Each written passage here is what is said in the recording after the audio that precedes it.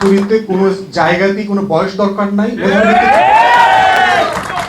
Assistant secretary হইতে কি মেধা লাগবে ক্রাইটেরিয়া ঠিক করেন, সিনিয়র অ্যাসিস্ট্যান্ট সেক্রেটারি হইতে কি লাগবে সেটা ক্রাইটেরিয়া ঠিক করেন, deputy secretary, joint secretary, non cadre, যত ক্যাডার আছে আপনি জব ডেসক্রিপশন ঠিক করেন। জব ডেসক্রিপশনের উপরে ছেলেপেলেরা অ্যাপ্লাই করবে, চাকরি পাবে। আরেকটা কথা হচ্ছে, বেকারদের কাছ থেকে প্রত্যেকটা চাকরির ফর্মের নামে যে টাকা নেন, খুবই অন্যায্য কাজ।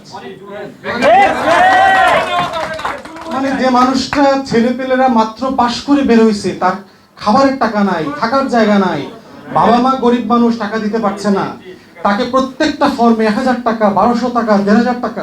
What is this? আপনার কোম্পানিতে লোক লাগবে, আমি কেন টাকা দিব? আমি তো মেধাই দিব। এটা কোনো অযৌক্তিক কথা। আপনি আপনার পরীক্ষা আপনি অ্যারেঞ্জ করবেন, আপনি কিভাবে নেবেন না নেবেন। আমি যে পরীক্ষা দিতে গেছি, আমার তো গাড়ি ভাড়ার টাকাটা আপনার দেওয়া দরকার ছিল।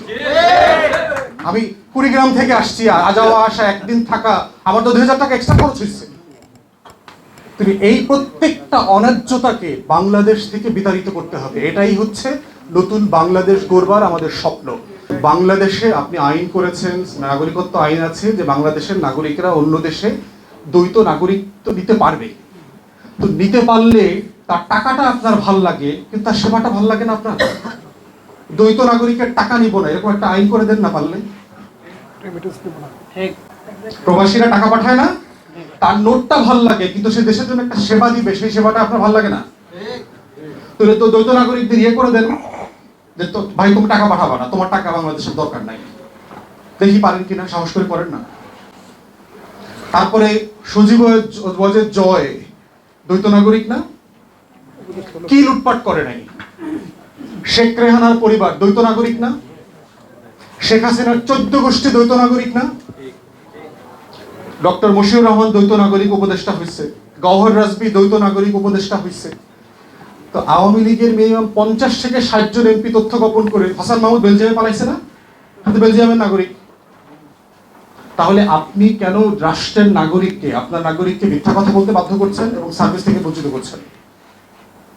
অতএব যেখানে যেখানে বৈষম্য আছে রাষ্ট্রের, এই প্রত্যেকটা বৈষম্যের বিরুদ্ধে কথা বলে রাষ্ট্রটাকে কলোনিয়াল লেগাসি থেকে বের করে নিয়ে আসতে হবে। 35-এর আন্দোলন কেন করতে হচ্ছে? যে দেশে যদি ইউরোপে কি 35-এর আন্দোলন হয়? কারণ ওখানে 21-22-এর পরে থেকেও বেকার থাকে না। তাহলে আমার দেশের তরুণ তরুণীরা 21-22-এর পরে কেন বেকার থাকবে? আমি যেহেতু ইংল্যান্ডে লম্বা সময় ছিলাম, আমরা সুইপারের হাতেও দেখবেন আপনার সে আইফোন ব্যবহার করতেছে। ক্লিনারও আসছে, কাপড় চেঞ্জ করে রেখে ক্লিনারের কাপড় পরে ক্লিনিং করে গেল, একটা আইফোনটা ইয়ে থেকে ড্রয়ার থেকে বের করে ভর একটা গাড়ি চালায় বের হয়ে চলে গেল।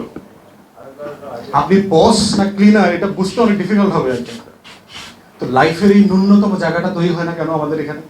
আমলারা করাপ্ট হয় কেন? কারণ সে জানে আমি যত বড় চোর হই 25 বছর আগে আমাকে ছাড়বে না, আমার চাকরি যাবে না। আপনি যখন জানবেন কোন পুলিশের কনস্টেবল জানে তার চাকরি যাবে না, তার সর্বোচ্চ ক্লোজ করে নিয়ে আসে, দেখছেন না?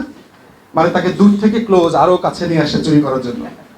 তাহলে দেখবেন যে ক্লোজ করে ওই ইয়ে থেকে কচুকার থেকে হেডকোয়ার্টারে নিয়ে আসে।